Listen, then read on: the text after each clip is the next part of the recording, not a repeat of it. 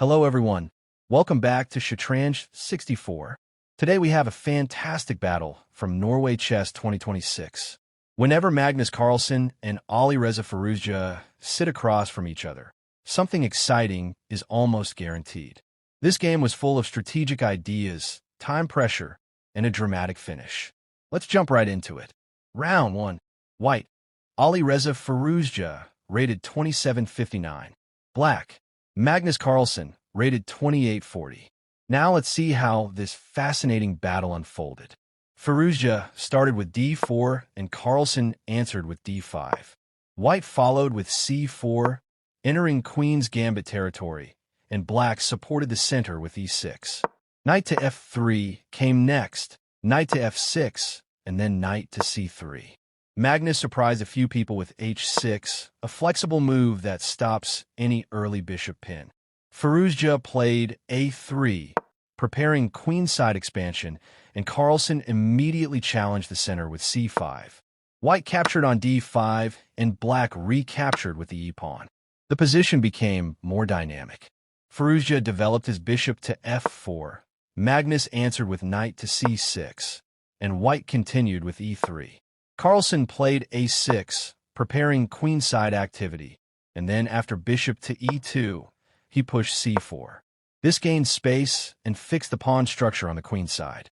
Firouzja jumped with knight to e5, placing the knight aggressively in the center. Carlsen developed with bishop to d6. White castled kingside and Black did the same. Bishop to g3 came from Firouzja, keeping the bishop active. Magnus developed further with bishop to f5. Now White played f4, showing aggressive intentions and supporting the knight. Carlsen responded with bishop to e7. Bishop to f3 followed. White was preparing central pressure. Black brought the rook to c8, lining it up on the open file. Rook to c1 came from Firouzja, and Carlsen launched his queenside play with b5. White completed development while Black continued with b4, attacking the knight and gaining more space. Firouzja captured on b4, and Carlsen recaptured with bishop takes b4. The bishop became very active.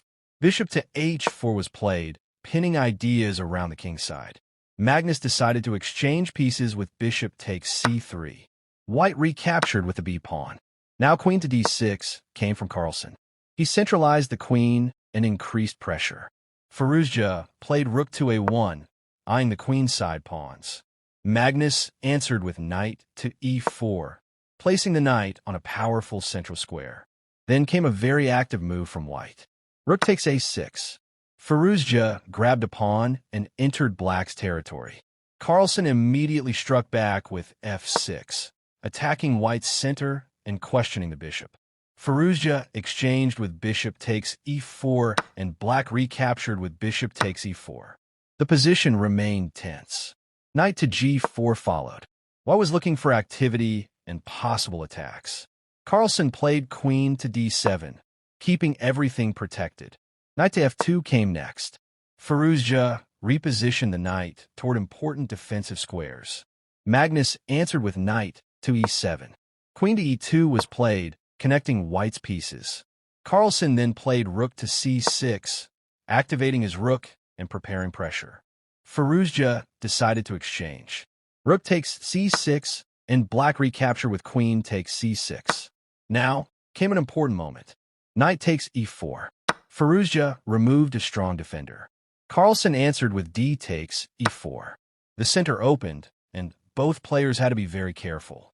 Rook to a1 followed, putting pressure on the a-file. Magnus played knight to d5, centralizing the knight and creating threats. Bishop to e1 came from White, improving the bishop's position. Carlsen placed his rook on b8, creating pressure against the b-file. Firouzja then pushed f5. This was a strong idea. White gained space and restricted Black's pieces. Magnus stepped aside with king to h7. Queen to g4 came from Firouzja. The queen became active and started looking toward the kingside. Carlsen responded with queen to d7, defending carefully. Then White played queen takes e4. Firouzja won an important pawn and improved his queen at the same time. Magnus answered with rook to e8, placing the rook on an active file and increasing pressure against white's center. Queen of g4 came back, keeping control of key squares. Carlsen played king to g8. Now, both players were getting very low on time. Firouzja pushed e4. This was a powerful move. White gained space and supported future advances. Magnus tried to create counterplay with knight to e3. The knight jumped deep into white's position and attacked important targets. Queen to f3 was played, defending and keeping everything together. Carlsen continued with knight to c2. The knight was active, but black's position still had problems. Firouzja calmly played rook to c1, protecting key squares and challenging the knight. Magnus retreated with knight to a3. The knight remained active, but was drifting away from the center. Bishop to g3 came from white, improving the bishop and increasing pressure. Carlsen played knight to b5. He was searching for practical chances in severe time trouble. Then came the move that ended the game. Firouzja pushed e5. This advance was extremely strong. White's center pawns became dangerous, black's pieces were tied down, and Magnus had almost no time left to find a defense. Seeing the position and the coming threats, Carlsen resigned. Alireza Firouzja wins the game. If you enjoyed this analysis, please like the video, share it with your chess friends, and subscribe to Shatranj 64 for more exciting game breakdowns, tactics, and tournament coverage. Thanks for watching, and I'll see you in the next video.